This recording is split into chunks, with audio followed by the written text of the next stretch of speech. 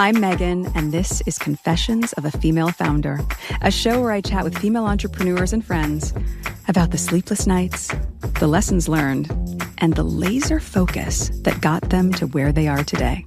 Meghan Markle has a new podcast. In it, she has admitted she's overwhelmed by motherhood, and having Archie and Lilibet is, quote, not how she envisioned being a parent.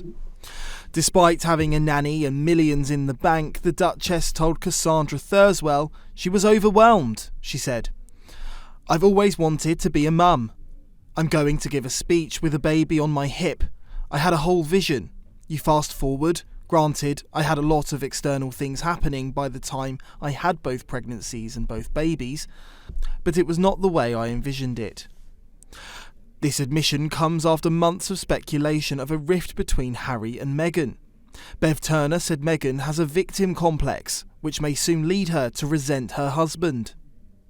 We don't know yet how well Meghan's business is going to do. Her podcast isn't rating that brilliantly. Their Netflix deal is up for renewal later this year or early next year. Is that going to be renewed? And I'm Cameron, not sure. Everything you talked about there is Meghan. What's Harry doing apart from Invictus Games, where he appears on stage every 2 years?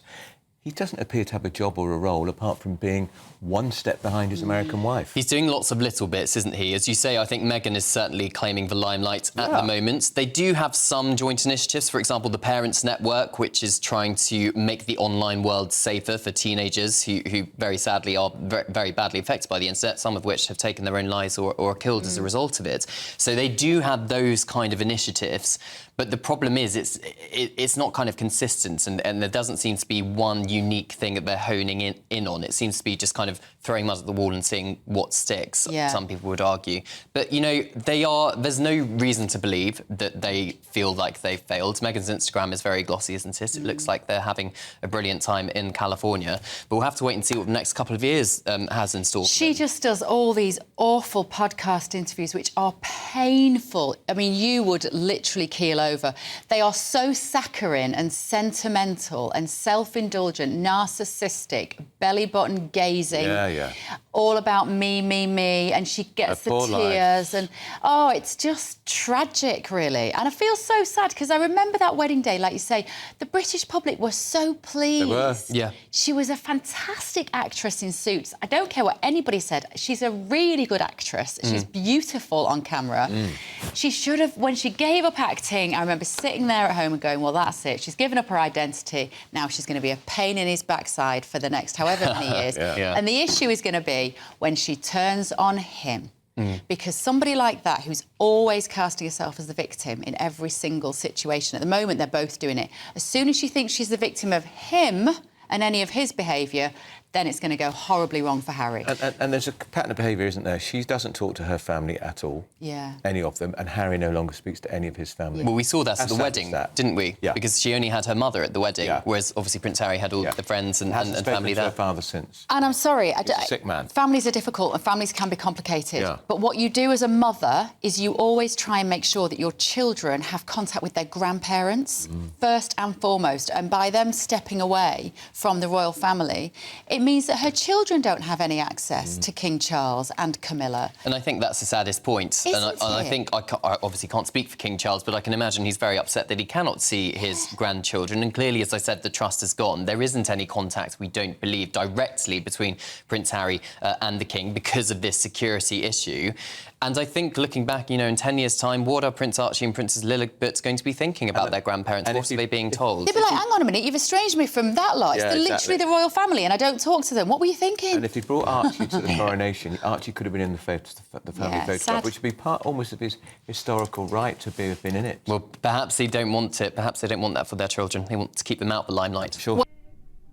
Now the couple are trying to rehabilitate their image, with Meghan being raw in podcast interviews.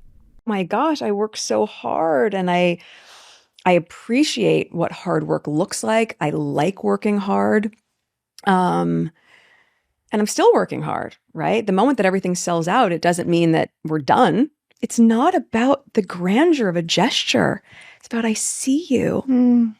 I'm nurturing you and I see you so deeply. And I love being able to see your growth and I'm just so proud of them. So beautiful. Oh, I don't know. I wasn't expecting that one. Are you in love now more than ever? More than you've ever been? Yeah, I mean, you have to imagine at the beginning, everyone has like butterflies and then we immediately went into the trenches together. Yeah. Right out of the gate, like 6 months into dating. But even public opinion in the US has soured. I'm not a fan of hers. And I would say this, and she probably has heard that, but I wish a lot of luck to Harry, because he's going to need it. President Trump also announced a new trade deal with the UK that will reopen British markets for American companies. All that Britain demands in return is that we keep these two.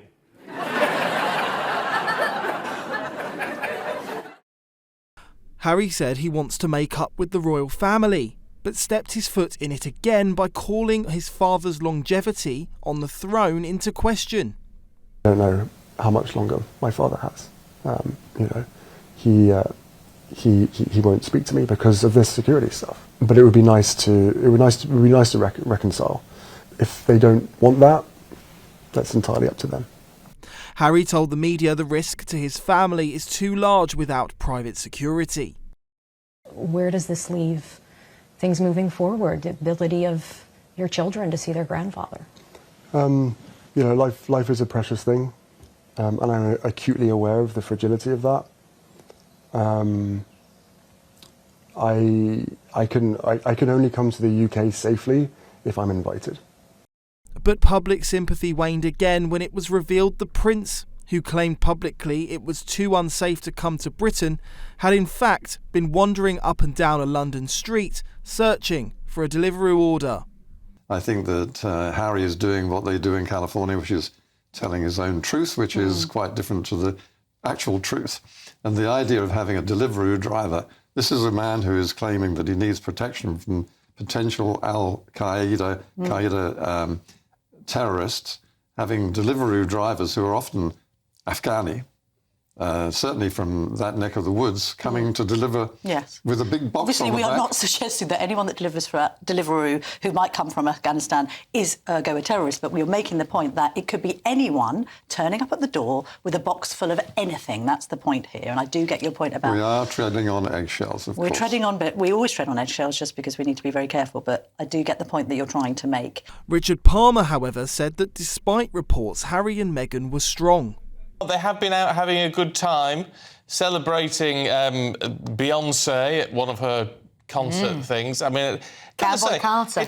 Oh, right, there you go. I mean, I have to say, it's a lovely picture. I mean, they look happy, Harry in his cowboy hat. I mean, that's, they seem to be getting on all right, don't they?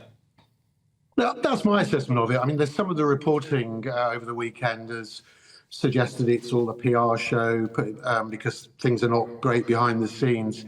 But I really don't pick that up, I have to say. Maybe I'm missing something, but I think there's a lot of angst there. There's a lot of angst from Harry, particularly about the family rift. And I mean, on that score, I mean, I think I was talking on GB News about how his remarks in that interview last Friday, was it, about how he didn't know how long the king had got left, how that would really upset the king and the palace because it undermines their message that he's getting better and all is well. But I guess what I haven't quite appreciated is that he really doesn't know. His father hasn't shared his prognosis with him. So I think he could have chosen his words more carefully there, but he was just expressing the fact that he doesn't know what's wrong with his dad. Yeah. But I think they're doing okay as a couple from what I gather. Only time will tell. Nicholas Dunning, GB News.